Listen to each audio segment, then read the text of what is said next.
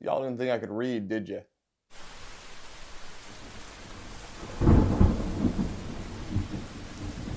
What's up, y'all? It's your boy Daily26 and welcome back to another Squeeze Squad video. Today I'm here and showing you guys my comics. I have a weird history with comics. I've always liked them. I've liked the medium inside of them. I've always liked characters, the stories, superheroes, non-superheroes, everything that's in comics. The only thing that I never liked was reading. I'm dyslexic. Reading is not easy for me. And it's not an excuse, especially when there's 99% pictures, but it's still something that I really like to do. It's something when I was a kid, I would get comics and I would just kind of look through them. You know, I didn't really read them, I didn't do that much with them, but that all changed, especially recently. Over the years, I would collect random comics, I would get random comics. It was more of like just picking up characters I liked. I never kept up with stories. I just didn't know how. Obviously they're numbered, but you know, I didn't have access to a comic shop near me. I actually recently found one, but they only sold the used books.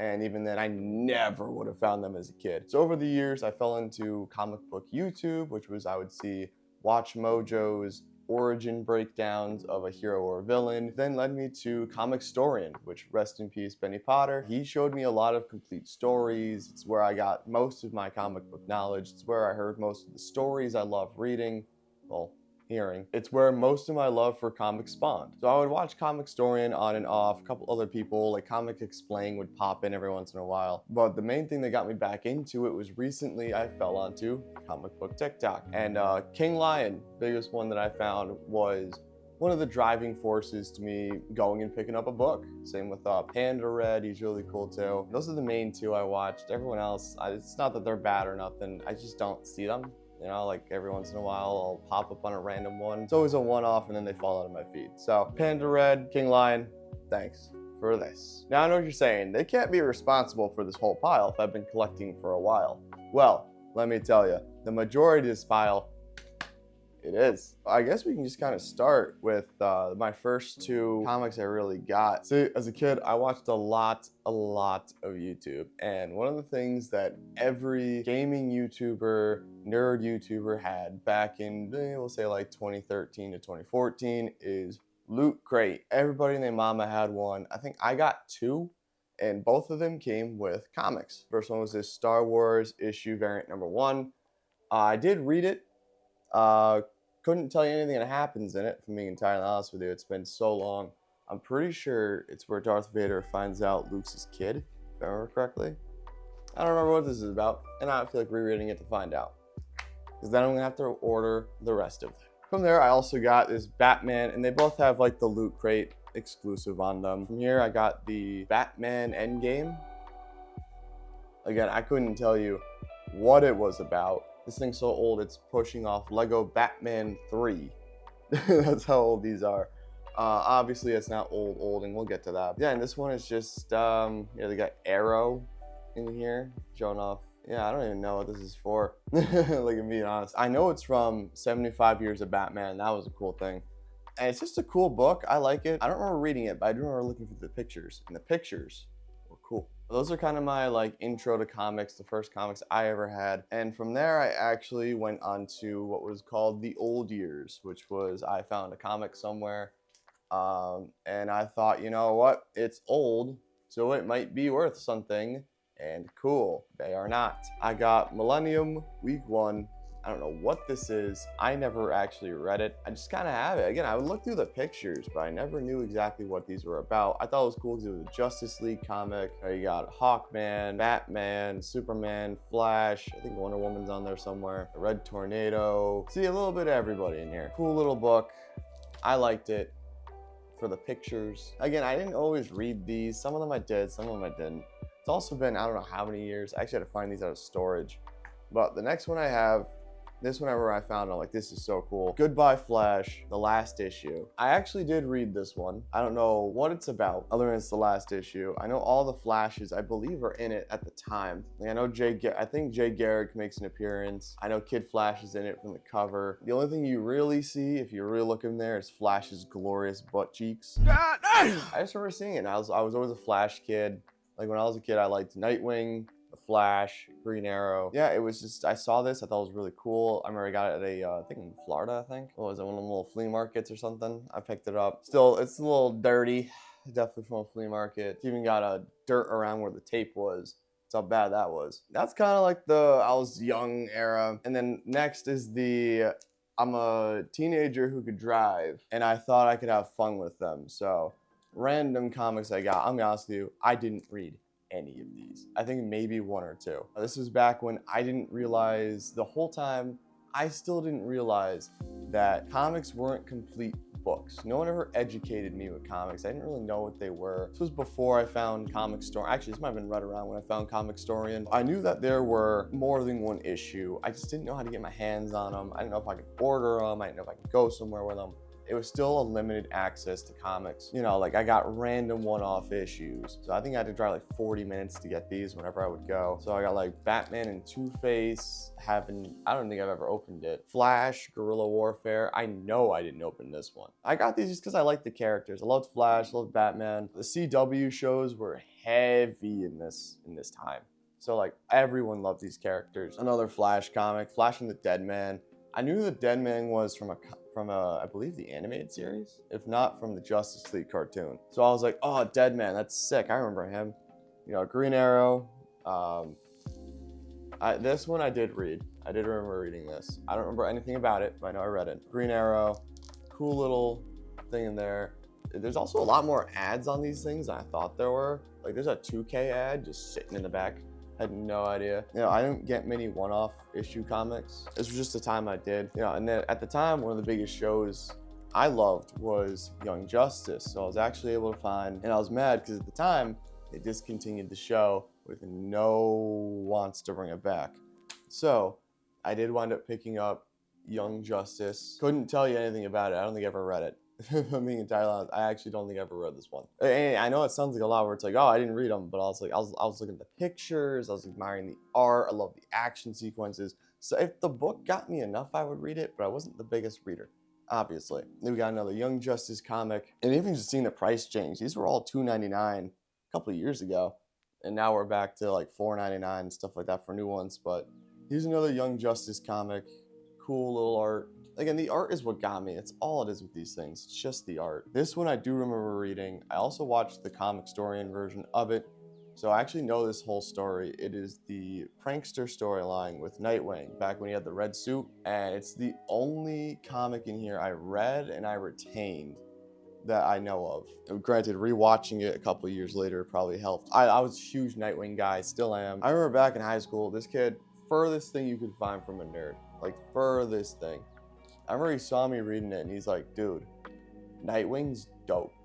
And I like back then, like not many people knew who Nightwing was. Like not in the sense of like the community, but like average everyday people didn't know that, you know, Robin grew up to be Nightwing. Like if you never watched anything, if you never read anything, you just know Batman and Robin, that's it.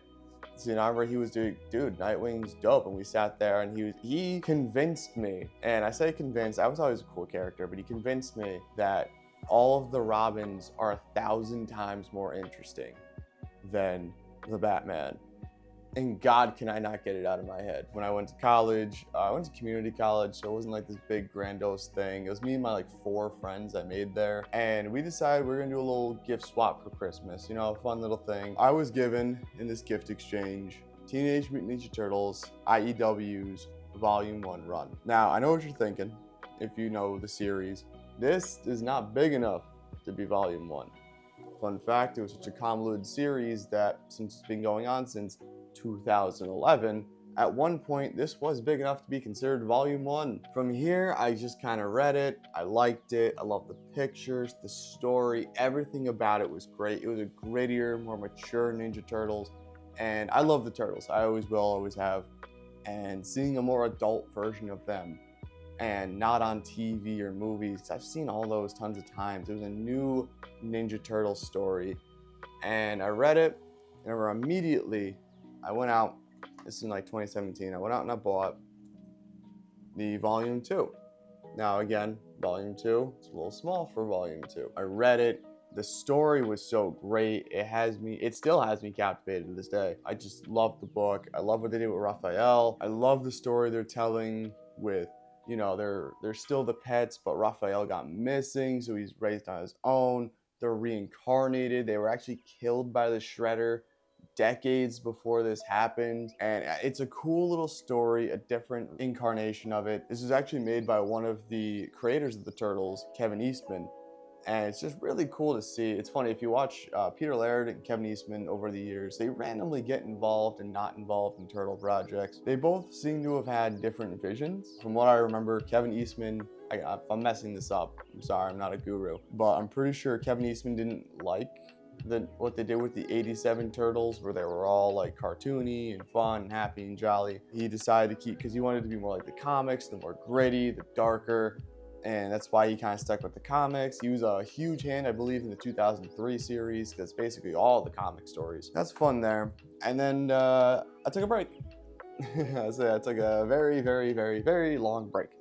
And back in July of this year, so about 6 years later, I went to a flea market, and randomly I saw they had Batman Court of Owls Volume 1 and 2. And at this point, I got really back into comic storying, you know, like I wanted to read full stories. I was sick of chasing after little bits where it's like, because at this point with Turtles, I knew what a story was. I knew what a comic was. I knew what, I may not have been as knowledge as to where to go, where to find them, the best places, the worst places, but I had the bare understanding that each issue was the smallest part of a story, and each issue would eventually be led up to a volume, which is essentially an arc, and then from there you have the whole series run. So I was used to watching full stories. I was very aware of what they were, so I picked these up because they were cool, and I thought I saw 3 of them. I only saw 2, so I was like, you know, I could possibly pick up the rest of these. And then I saw Frank Miller's Dark Knight Master Race. Now, I've seen the other 2 Frank Miller movies for Frank Miller's Batman. I know about the first one where there's like Girl Robin and he comes out of retirement and, you know, yada, yada, yada. I know about the second one where he fights Superman. That actually might be the same movie. I'm not entirely sure. I thought it was 2 movies, but I know about the Frank Miller saga, but I didn't know about Master Race. I picked it up. I actually don't even know where this sits in the story. This could be the 3rd one or the 8th one. I don't know. I got it. I read it. And it got me, I was captivated. I read it all in a night. It was like 400 and something pages, I think. I don't know how many pages, but as you could tell from the thickness, this is a book. A great and amazing story nonetheless. So I got it, I read it, and it just really got me into comics again. And I was sitting there and I'm like, okay, well, what do I want to read next? You know, like maybe I was like, I'm going to read The Court of Owls next. I didn't read The Court of Owls next. I actually went back up and I picked up my old Ninja Turtles comics, reread them, and I was like, you know what? I want to keep going with these. So I was looking at the volumes. I'm going to backtrack actually for a second because I realized this is where the story doesn't continue. I actually went to my local comic book store. It's about 10 minutes away. They don't sell anything new. It's actually almost like a library where it's like you read it and you bring it back, or you could buy it. I saw like, unless, you know, if it was somewhat new, like I saw these were new. So I picked up this Ninja Turtles comic. I knew that it was part of this IDW series, so I actually haven't opened it yet. I just really like the artwork. And for $6, it's like, why not? But what I did get, and I haven't read this yet, but I have full intentions to do so, is Deathstroke the Terminator. This is, I believe this is volume 1. But as you can tell, it's a full book. It's something where I'm going to read it, and I'm going to have a full story. Even if there's more after this, there's a full story. And that's something I want to make very, very clear. I'm okay with reading volumes as long as I get a full story. Like this, I will get a full front to back story. And I actually can't wait to read this, except I will wait to read this because I decided one night that I really just wanted to get back into this Ninja Turtles IDW series. I went out and I bought volume 1, the new volume 1 of the IDW Ninja Turtles book. Now, this is a fat bitch right here. I already read through it in like, I think 2 days, not even, but this is a really good story. I loved it. This actually breaks the rule I just said. Not rule, but it just breaks what I just said. I read it. It was a full story. It was completed, and immediately I wanted more. So it took me a day or 2 to read this, and then after I read that, immediately went out, and I'm almost done with it. I went out and I bought the volume 2. I'm gonna warn you guys now, for any of you who are sticklers for comics and how they're organized and how they're put together. I personally don't care. I want to see how the story goes. That's what I'm here for. I'm here for the story. Now, I have a hardcover. It really, and don't get me wrong, these are beautiful hardcovers, and they're only like $5 more. So I wasn't afraid to get a hardcover. I actually didn't know it was hardcover. I figured it was gonna be soft like this. But I went to the store. I found a comic store near my work actually. It's about 30 minutes out. I was like, all right, let's see if they have #2. So they had #2. And at first I was like, oh, you guys have, you know, it's a different cover, had the name of the arc on it. And I'm like, oh, I thought I had Splinter on it.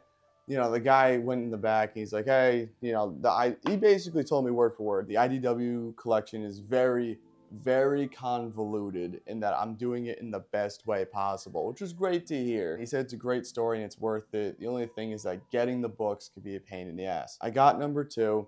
He showed me another version of #2 that was the same exact story, just with a title and all this stuff. It wasn't like the IDW Collection Volume 2. Because they had Splinter, I grabbed Splinter because I'm like, I already got Raphael. Let's see if we can put that together. Went in yesterday, and I already broke that because I picked up IDW Volume 3, Fall and Rise. As you can see, yes, Leonardo's on it, but other volumes, they all kind of look like this. They have a different Ninja Turtles character on the front. There's this weird gray to black art style on the back.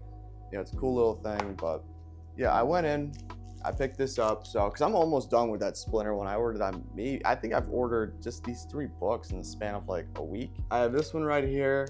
I'm gonna read more, probably gonna read this one today, actually. So I have not too many, I think I have 1 issue left in the Splinter one. Yeah, it's funny enough, this is almost done.